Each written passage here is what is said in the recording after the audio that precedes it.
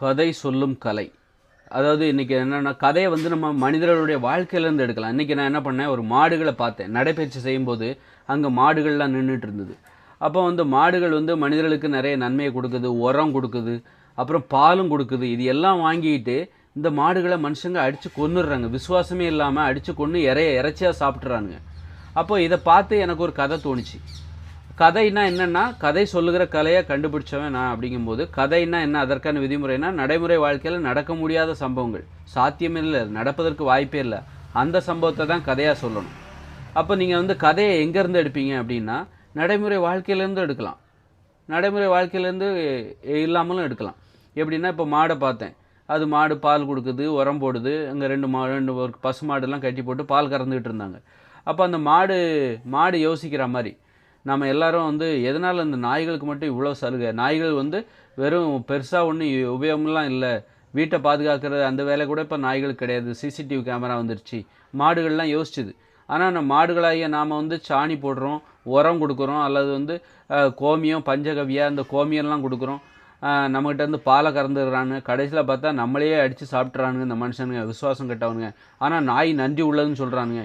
இவனுக்கு முதல்ல நன்றி இருக்கா அப்படின்னு சொல்லி இந்த மாடுகள் ஒரு மாநாடு போட்டு பேசிகிட்டு இருந்தாங்க.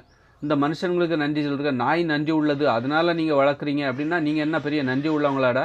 டேய் மனுஷ பயில்வலா, நாங்கள் சாணி போடுறோம், மூத்திரம் தரோம், அப்புறம் பால் கொடுக்குறோம், எல்லாத்தையும் வாங்கி போட்டு எங்களை கசாப்பு கடைக்கு அனுப்புகிறீங்களே, நீங்கள் முதல்ல நன்றி உள்ளவங்களா? அப்படிங்கும்போது அப்போ இன்னொருத்தர் சொன்னார், இன்னொரு மாடு இருந்துச்சு சொல்லிச்சு, அது வந்து நாய் வந்து வாழை ஆட்டுதில்லை, நம்ம வாழை ஆட்ட மாட்டேங்கிறோம், மனுஷங்களை பார்த்தா வாழை ஆட்டணும், அதனால தான் வந்து நாய்களுக்கு அவ்வளோ மரியாதை, நாய்களை எதுவுமே அது தெருவில் சுற்றினாலும் அதை ஒன்றுமே பண்ண மாட்டேன்றாங்க, அதை அதை சாப்பிட மாட்டேன்றாங்க மனுஷங்க அப்படின்னு சொன்னோன்னே, அப்போ நம்ம வாலாட்ட கற்றுக்கணும்.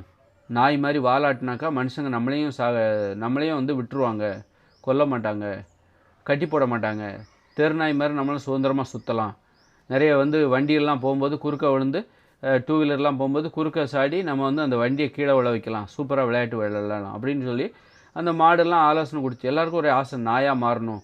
நாயாக மாற வேண்டாம், நாய் இந்த வால் தான் காரணம், வால் ஆட்டலைன்னா நாய்களை பிடிக்காது மனுஷங்களுக்கு, அதனால் வாலாட்டை மட்டும் கற்றுப்போம். அதுக்கு வாலாட்டுறதுக்கு எங்கே போய் கற்றுக்கிறது அப்படின்னா, அது யாராவது கற்றுக் கொடுப்பாங்க, ஒரு நாய்கிட்டே போய் கேட்போம். அப்போ நாய் என்ன சொல்லிச்சு, கண்டிப்பாக நான் உங்களுக்கு கற்றுத்தர மாட்டேன், நாய்கிட்ட போய் எல்லா மாடுகளும் கடிச்சு எங்களுக்கு வாலாட்டை கற்றுக் கொடுங்க அப்படின்னோடனே அந்த மாடுகள்லாம் சொல்லிச்சு, இல்லை உங்களுக்கு அந்த நாய் சொல்லிச்சு, உங்களுக்கு வாலாட்டை கற்றுத்தர மாட்டோம், அப்புறம் வந்து எங்களுக்கு மரியாதை எல்லாம் போயிடும், நீங்கள் எப்படி இருக்கீங்கன்னா அது உங்கள் தளபதி தான், நீங்கள் அப்படியே இருங்க, நான் கற்றுத்தர மாட்டேன் அப்படின்னு மாடுகளுக்கெல்லாம் நம்மளாவே கற்றுக்கலாமான்னு பார்த்து யோசிச்சுட்டு இருந்தாங்க. இந்த 3 நிமிஷத்தில் வீடியோ முடிப்போம்.